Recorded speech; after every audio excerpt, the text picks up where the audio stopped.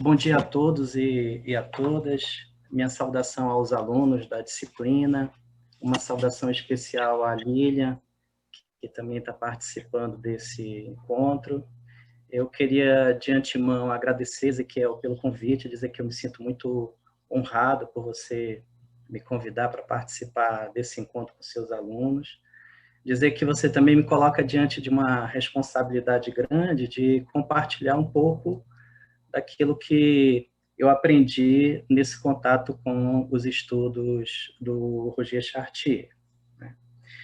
O nome da palestra é Lendo Chartier, Contribuições para o Estudo da Leitura em sua Pluralidade. É um título que já remete um pouco à abordagem que o Chartier faz a respeito do fenômeno da leitura como uma prática cultural. E eu gostaria de iniciar essa minha exposição falando que esse material que eu preparei, ele, em grande medida, é resultante das experiências de estudo, e aí eu estou incluindo aí as experiências de leitura, discussões e anotações, e também as experiências de pesquisa que eu realizei a partir da minha inserção no curso de mestrado sob a orientação da professora Lilian. Eu acho que vale lembrar que a Lilian que me apresentou o Roger Chartier, logo no início do curso, acho que foi uma das primeiras leituras, ela me apresentou Chartier através do livro, a edição portuguesa do Entre Práticas e Representações, né? História Cultural entre Práticas e Representações. Eu não me coloco como um especialista em Roger Chartier, longe disso, mas eu sou um estudioso, um curioso, e eu sempre leio os textos do Chartier tendo em vista essa ideia de me apropriar daquilo que mais me interessa, sobretudo para ancorar, do ponto de vista teórico-metodológico, os meus estudos, as minhas interpretações sobre os temas que eu estou investigando relacionados à leitura. Dito isso, acho que vale a pena, ainda que o Chartier seja um autor muito conhecido aqui no Brasil, eu acho que talvez vocês, pela própria leitura do livro indicado pelo Ezequiel, já devam ter um conhecimento do Chartier. Ele é um historiador francês que tem uma inserção acadêmica não apenas na França, mas em vários países do mundo. Aqui no Brasil mesmo, ele já teve várias oportunidades de atuar como professor visitante. No Brasil, ele tem vários livros publicados, e aqui vale um destaque. Na época que eu estava fazendo o curso de mestrado, era o momento em que os primeiros livros do Chartier começaram a ser publicados aqui no Brasil. Então, eu começo a leitura do Chartier através de uma edição portuguesa, né? Mas logo depois, esse conhecimento de Chartier foi alimentado pela publicação desses livros que começaram a sair aqui no Brasil. Ele tem uma vinculação teórica ligada à história cultural. A história cultural é uma corrente historiográfica que é herdeira da terceira geração da Escola dos Análises, né? E essa terceira geração, diferentemente das anteriores, ela foca o seu interesse maior na dimensão da cultura. Há uma centralidade dos temas culturais nos estudos desenvolvidos por esses historiadores. Então, de certa forma, essa terceira geração ela se confronta com as gerações anteriores, que tinham um interesse mais específico relacionado a uma abordagem socioeconômica, demográfica da história. Então, em síntese, a gente poderia dizer o Chartier ele é um historiador da cultura.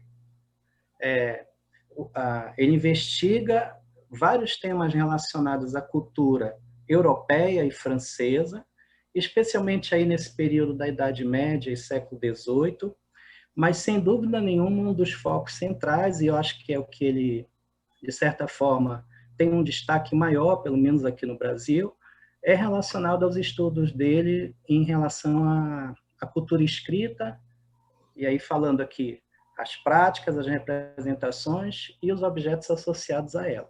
É aí que entra a questão relacionada à história da leitura e do livro.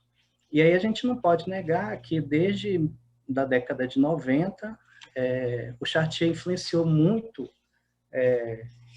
os estudos, o desenvolvimento dos estudos relacionados à história da leitura e do livro aqui no Brasil.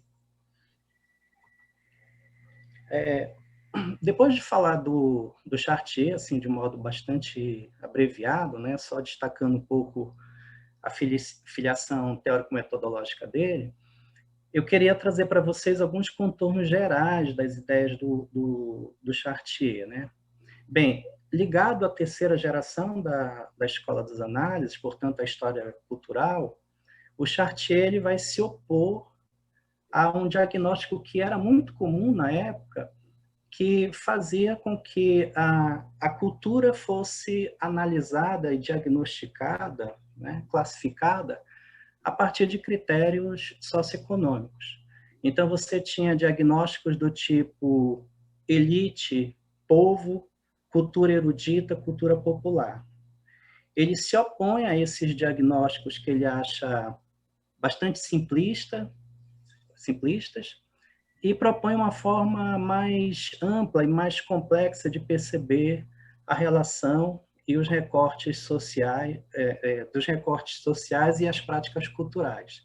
Então, ele diz que não existe uma relação tão linear, tão direta entre a segmentação socioeconômica e o modo, o modelo, a forma cultural em que as pessoas estão inseridas. Então, entre criação e consumo cultural, entre produção e recepção cultural, o Chartier vai tentar trabalhar nessa zona intermediária. Ele não foca o seu olhar apenas na criação ou no consumo. Ele tenta entender o fenômeno cultural, incluindo aí as práticas de leitura, a cultura escrita, nas imbricações, nas circularidades, nos intercâmbios e fluxos que existem entre esses dois polos. Então, ele não se fixa apenas em um polo ou no outro. Ele tenta entender os fenômenos culturais nessa imbricação entre criação e consumo, produção e recepção. Eu não sei se está dando para ir acompanhar isso, eu estou muito acelerado, porque eu estou um pouquinho preocupado com o tempo. Existem duas noções centrais que o Chartier também trabalha nos seus estudos, que eu acho que vale a pena também a gente fazer um destaque. Uma noção é a apropriação, que ele toma de empréstimo do Michel de Certeau, e ele usa esse termo para definir o consumo cultural como algo que não é apenas só de recepção, mas é também uma forma de criação em cima daquilo que foi lhe imposto, que foi dirigido. Portanto, na condição, por exemplo, de examinar o fenômeno da leitura, ele percebe, a gente vai ver daqui a pouquinho, o leitor também como um agente que não é apenas consumidor do texto, mas ele também é produtor de interpretações, né, de sentidos. E a outra noção é a noção de representação, que seria, grosso modo, a realidade que é construída, pensada, dada a ler por diferentes grupos sociais. Nesse caso aqui, o Chartier chama a atenção que existem representações que são impostas, dirigidas, com maior ou menor intensidade, né? Mas existem também as representações das comunidades. Então, existe um choque entre as representações em circulação em uma comunidade. Agora, falando mais especificamente das ideias do Chartier sobre a leitura, né? Bem, eu acho que uma coisa que é importante chamar a atenção aqui de vocês é que ele entende a leitura como uma prática cultural, plural. Ela não é uma prática cultural homogênea, ela é histórica, ela varia de acordo com os tempos, os lugares e as comunidades. Isso parece uma obviedade, mas você vai, ao ler os estudos do Chartier, vai vendo que isso aparece de uma forma bastante latente, né? No sentido de que ele vai dando visibilidade a essas variações, às rupturas, às continuidades, que o fenômeno da leitura como prática cultural vai apresentando ao longo da história e em diferentes contextos culturais, embora o interesse dele seja mais especificamente sobre o contexto europeu e mais especificamente francês. Ele busca reconstituir as diferentes maneiras de praticar a leitura do passado e, mais recentemente, provocado por essas transformações que estão ocorrendo a partir do desenvolvimento do mundo digital, ele também vem realizando algumas reflexões a respeito da leitura no mundo contemporâneo. Dentro desse investimento de fazer esse repertório das maneiras de praticar a leitura na sua pluralidade, nas suas variações, o Chartier ele vai rejeitar de início esses diagnósticos e essas classificações que ele considera muito radicais e muito simplistas, de separar o mundo da leitura entre aqueles que sabem ler e aqueles que não sabem ler. Então, ele diz que entre o leitor mais assíduo, mais competente e aquela pessoa que não sabe ler, nesse intervalo existe uma variedade de formas de se relacionar com a leitura que, se for adotado esse diagnóstico, essa classificação tão rígida, aparece uma espécie de apagamento dessa variedade. Então, tudo fica centrado entre, se você não ler como modelo de leitor pensado, aquele que é assíduo, aquele que lê vários livros por ano, ele é considerado como não leitor, né? E se a pessoa lê, mas não lê exatamente como os modelos, as pesquisas, né, pressupõem, ele também seria considerado como não leitor. Isso fica muito evidente, por exemplo, em algumas pesquisas de grande escala, que eles tentam caracterizar o que é um leitor. Então, por exemplo, às vezes a gente tem perguntas, você leu quantos livros por ano? E se aí a pessoa não leu aquele número que é associado a um perfil do que seja leitor, então, nesse caso, você seria considerado um não leitor. Então, Chartier ele vai se opor a essas classificações muito rígidas, né? Ele identifica que essas variações que ocorrem em relação às práticas de leitura, elas se devem praticamente a 3 modalidades de contrastes, né, que eu menciono aqui. São os contrastes entre as competências de leitura, e aí aqui tem uma participação do ponto de vista do processo de formação escolar das pessoas. Então, a escola, historicamente, ela vem ocupando um papel fundamental nessa tarefa de dotar as pessoas de competências em termos de leitura e escrita, mas a gente percebe que as competências de leitura desenvolvidas em cada um, ela tem uma variedade bastante grande. Tem um contraste entre as normas de leitura e tem também o contraste entre as expectativas e interesses que os diferentes grupos de leitores investem nessa prática. Então, você vai ter, por exemplo, uma variação do ponto de vista do critério geracional. Então, tem gerações de leitores que se interessam por determinados tipos de leitura. Você tem a questão relacionada ao gênero.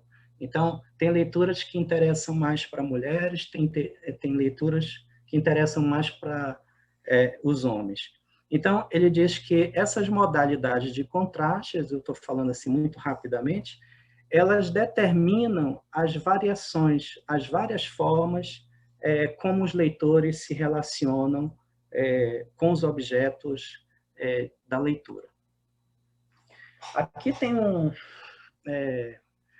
esquema, eu sei que ele ficou um pouquinho poluído, mas essa poluição ela também se deve à complexidade do esquema metodológico que o Chartier propõe e que eu tentei sintetizar nesse quadro. Mas veja, você tem aqui a leitura, que, como eu falei, ele entende a leitura como um fenômeno histórico, cultural, plural, né? E, historicamente, os estudos a respeito da leitura, eles focavam ou no polo da produção ou no polo da recepção. No polo da produção, você tem aqui os textos, e aí é o trabalho mais especificamente do autor, né? Mas você também tem os suportes que dão a ler esses textos. Aqui você tem mais o trabalho dos editores, impressores, né? Dependendo da época, a gente vai ter uma variação. No polo da recepção, você tem o trabalho do leitor, no seu processo de construir uma inteligibilidade dos textos. Tá? Historicamente, os estudos focavam ou num polo ou no outro. Mas o Chartier ele vai dizer que a leitura ela não é resultante apenas do polo da produção, portanto, do trabalho dos autores, dos editores, e nem apenas do trabalho do leitor. Na verdade, a leitura resulta da interação, né, recíproca entre esses dois polos. E aí, para entender um pouquinho melhor, ele vai dizer que nesse trabalho de escrita e de editoração dos textos, esses agentes que participam nesse polo de produção, e eu estou destacando aqui mais a figura do autor e dos editores, eles vão trabalhar com determinadas representações de leitura e eles vão agenciar um conjunto de mecanismos, dispositivos de escrita e de edição, que o Chartier denomina de protocolos de leitura. Esses protocolos de leitura, eles vão condicionando, vão tentando criar um ordenamento para que a leitura aconteça dentro dos moldes, dentro das representações, dentro das expectativas que eles têm para que essa leitura se realize. Ou seja, a intenção é que esses livros cheguem nas mãos dos leitores e esses leitores façam a leitura que os autores e os editores imaginaram. Aí aqui só um detalhe, que é uma coisa bastante curiosa que o Chartier apresenta nos seus estudos. Nem sempre as expectativas do autor elas são as mesmas expectativas dos editores. Né? Então, isso tem algumas tensões já no próprio polo da produção. A esse conjunto de agenciamento, de ordenamento, o Chartier vai chamar de estratégia. Né? Bem, o texto pronto, ele é disseminado, difundido, divulgado, e ele chega nas mãos do leitor. E ele vai entender que o leitor, tomando aí o Michel de Certeau como interlocutor, ele vai dizer que o leitor ele se apropria desse texto, mas ele se apropria desse texto com uma determinada liberdade. Ele não segue exatamente os preceitos, as normas, os ordenamentos que foram pensados no polo da produção. Então, a leitura ela não se dá, portanto, olhando para esse quadro, nem no polo da produção, nem no polo da recepção. Ela se dá nessa zona de tensão que é uma zona que, ao mesmo tempo, consegue se manifestar através de uma determinada harmonia, mas também das tensões e conflitos que lhes são próprios. Então, ele busca tornar essa tensão, que ele chama, usa bastante esse termo, em uma tensão operatória.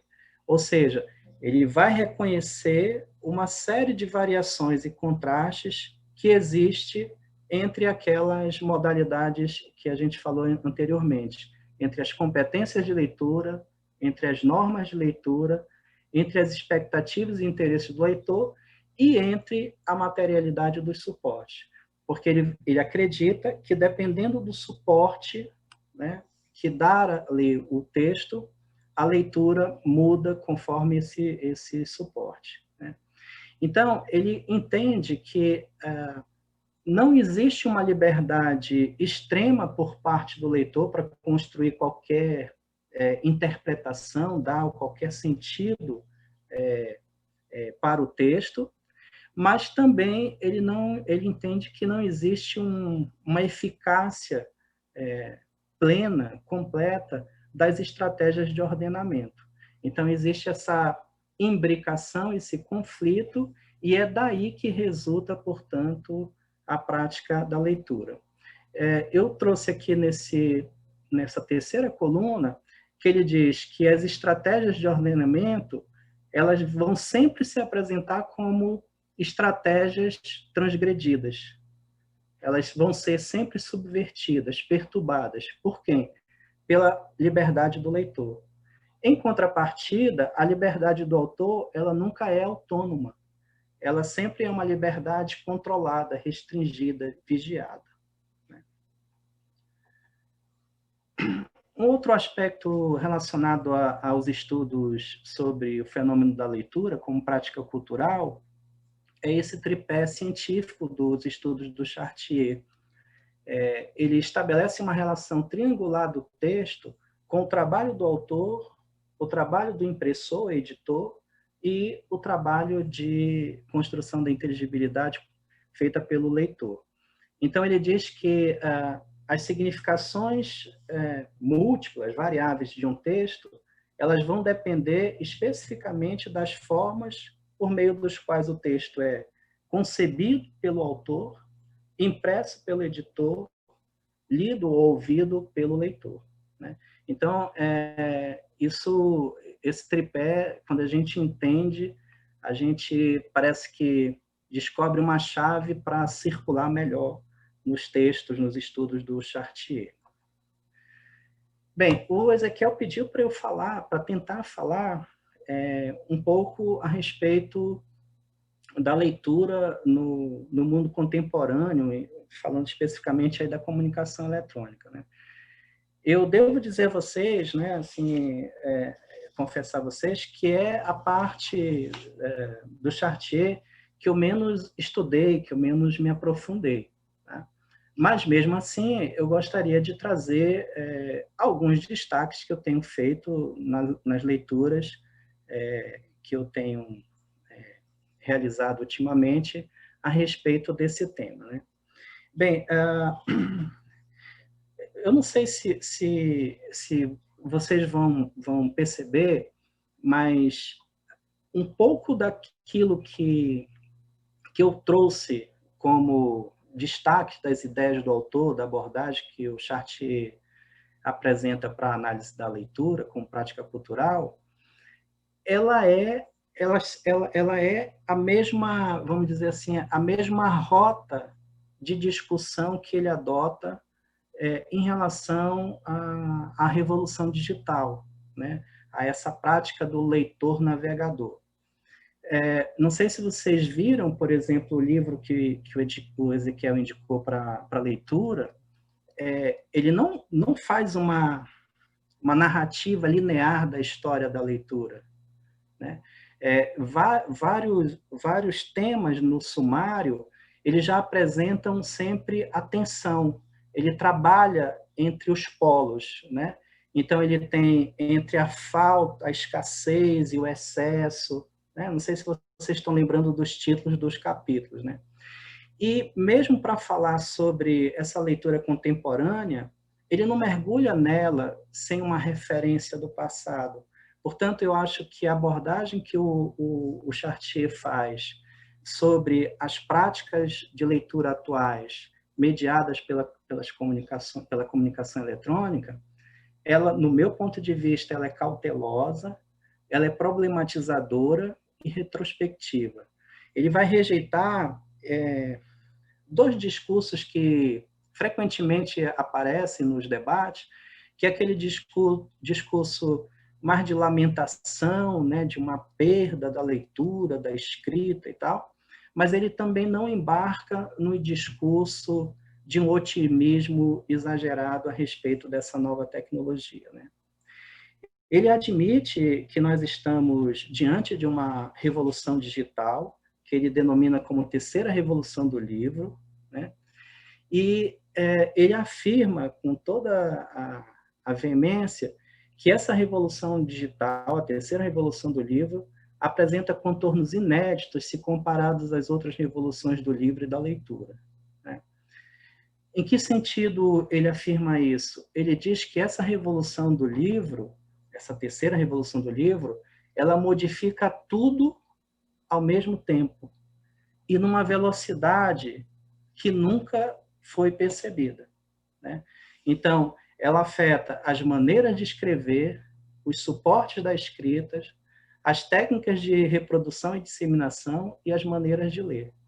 Eu queria só me prender um pouquinho nisso, porque se você for ver os outros estudos do Chartier, ele vai mostrar claramente que, por exemplo, a passagem dos volumes, os rolos de papiro, o pergaminho, para o Codex, que é um outro formato, que nós somos herdeiros diretos, nossos livros são herdeiros diretos, eles não alteram, ao mesmo tempo, todas essas dimensões do fenômeno da leitura, né? Eles vão afetar alguns, mas não outros, né? A mesma coisa se dá entre a passagem do Codex para o impresso. Ela não altera todos esses elementos, todas essas dimensões, né? E esse é um aspecto que eu acho que eu gostaria de chamar a atenção. Então, ela é uma revolução em curso, nós estamos vivendo, nós somos testemunhas dessa revolução, e por estarmos imersos nela, a gente não consegue também projetar todas as mudanças que virão. Se vocês forem perceber, o livro do Chartier ele foi publicado em 1996. Lá ele fazia algumas previsões que eu acho que se concretizaram, né? Mas tem outros aspectos que no livro ele não toca, porque a gente não conseguia nem imaginar que elas viriam com a velocidade que vieram.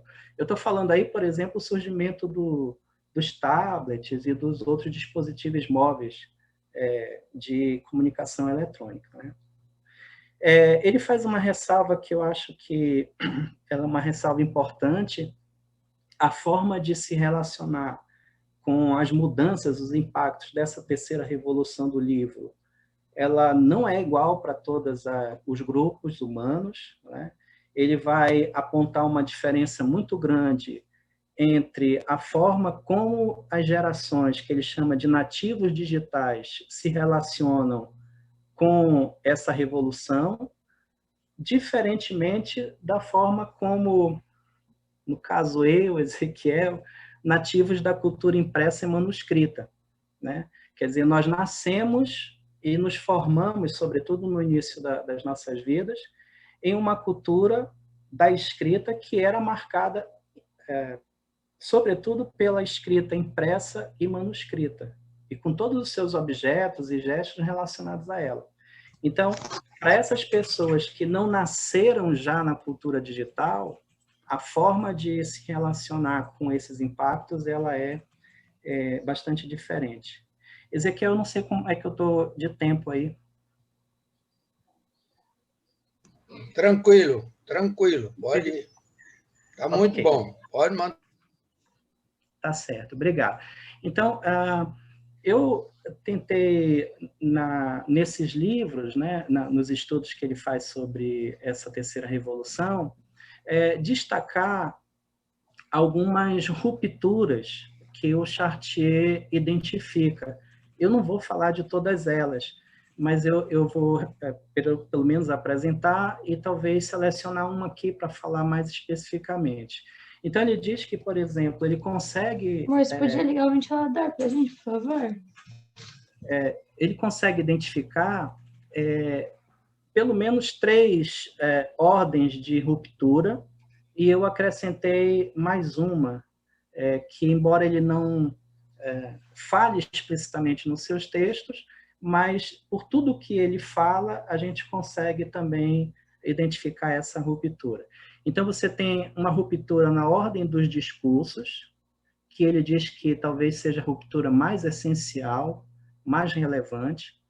Você tem uma ruptura na ordem das razões, uma ruptura na ordem das propriedades, e eu acrescentei aqui uma ruptura na ordem dos dispositivos de leitura e nas maneiras de ler, né? Falando especificamente dessa primeira ruptura, que é a que eu queria fazer um destaque, né? Essa ruptura dos discursos, ela é algo bastante interessante porque ela rompe com os laços que tradicionalmente que associavam um texto a um objeto que o transmitia. Tentando explicar melhor, a materialidade do suporte, de alguma forma, já dava ao leitor um indício de que tipo de texto ele ia ler. Então, se você apresentasse para uma pessoa, falando aí na cultura ainda do impresso, né? O que era uma carta, o que era um diário, o que era um jornal, o que era uma revista e o que era um livro, o leitor, só por olhar o suporte, se ele tivesse o mínimo de familiaridade com esses objetos, ele já conseguiria identificar o tipo de texto ou os tipos de textos que estavam abrigados naqueles suportes. Portanto, existia uma identidade muito grande entre o suporte, a materialidade do suporte e os textos que ele abrigava, os textos que ele veiculava. No caso que é o que o Chartier vai dizer, que é a ruptura mais essencial, o que ele vai dizer é que isso se rompe com a leitura do texto eletrônico, né? A leitura do texto digital. Em que sentido? Ele diz que o ordenamento desses textos no mundo digital, ele passa por um processo que a materialidade dos seus suportes desaparece.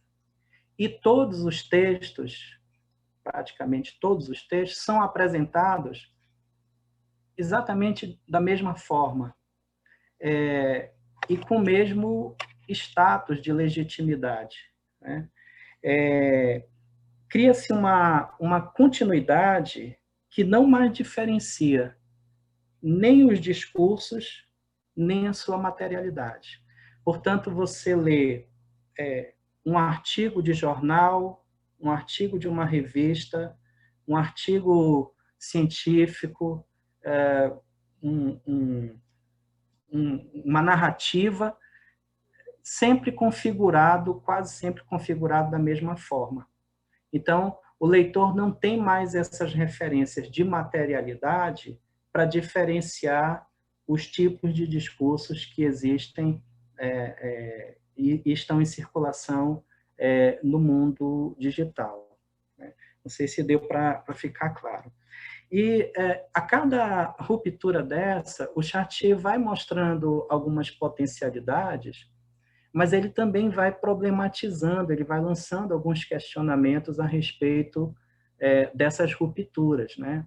Inclusive fazendo alguns alertas que não é para a gente assumir antecipadamente uma posição de rejeição a essas novas tecnologias de veiculação da cultura escrita, mas é para a gente ficar alerta e pensar em formas de se relacionar com ela, né?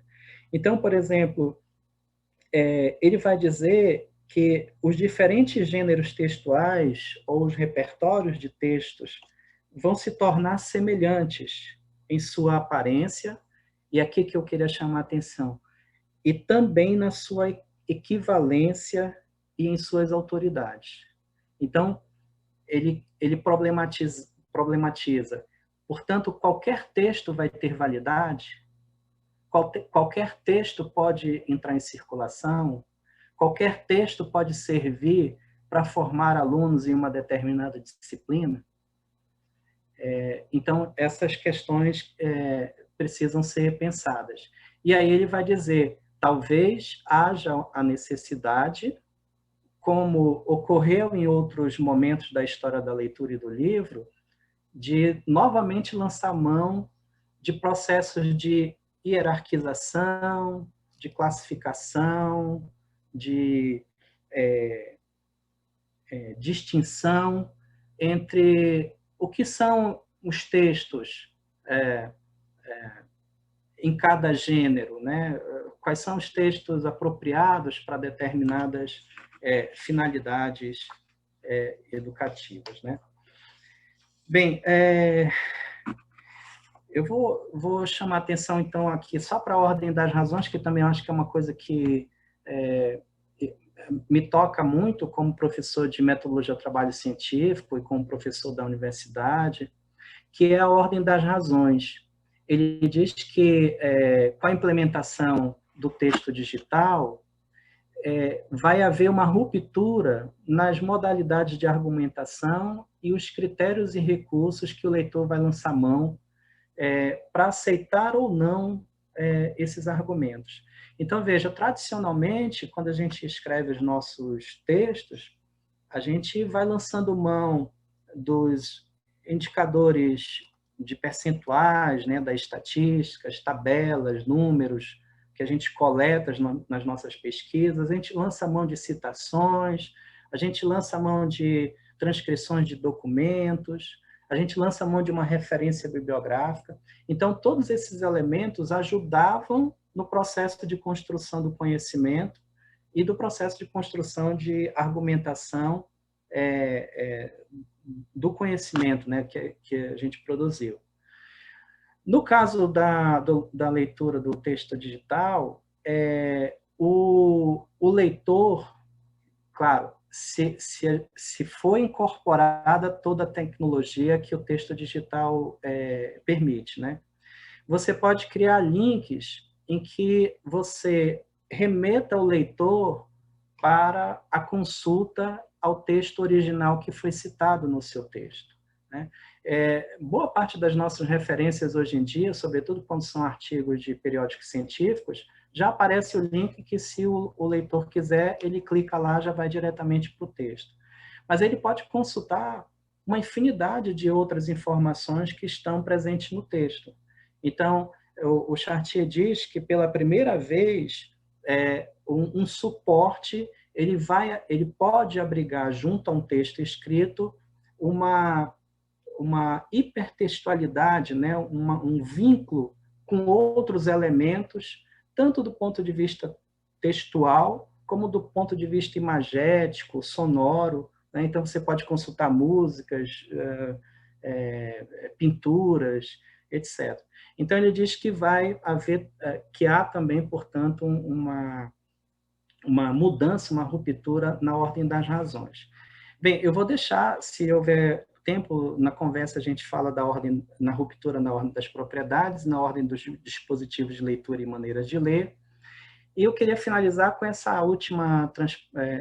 último slide, falando que a época que nós estamos vivendo, né, que é da revolução, a terceira revolução do livro, ela é atravessada, como foram as outras revoluções, por tensões entre diferentes futuros possíveis, né?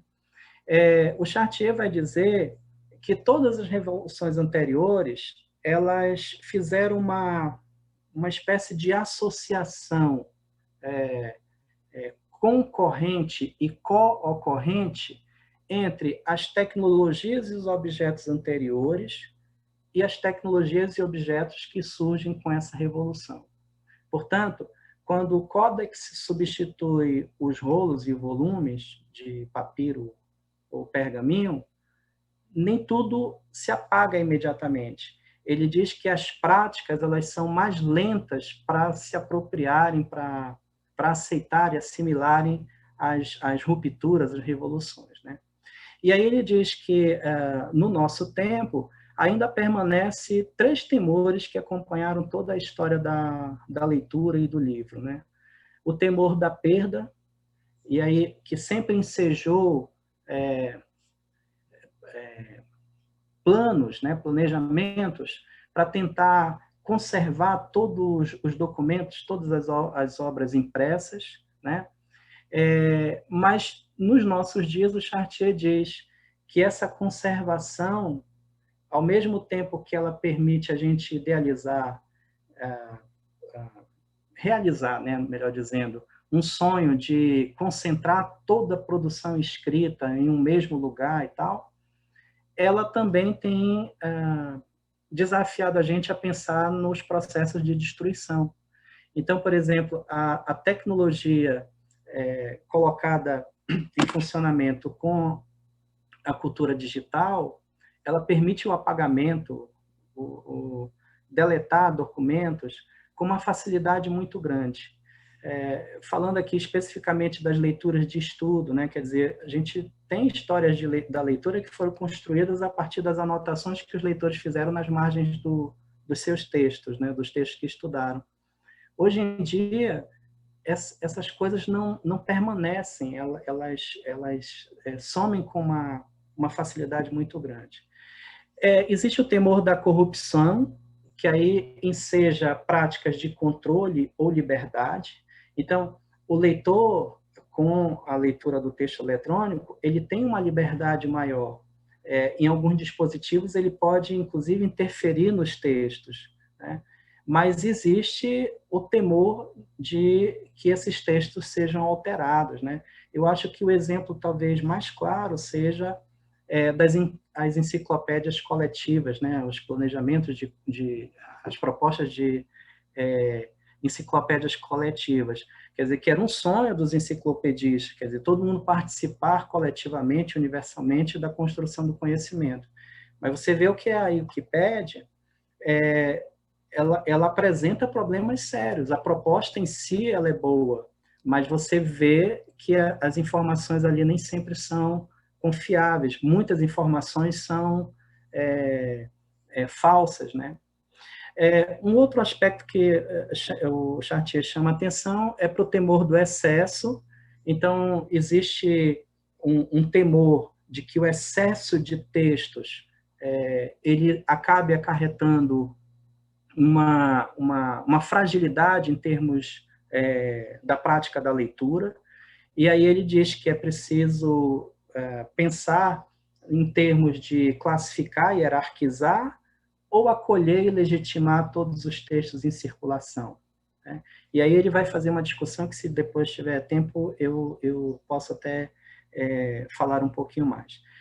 E, por fim, tem os sonhos. Ele diz que essa tecnologia ela torna mais viável alguns sonhos históricos, né?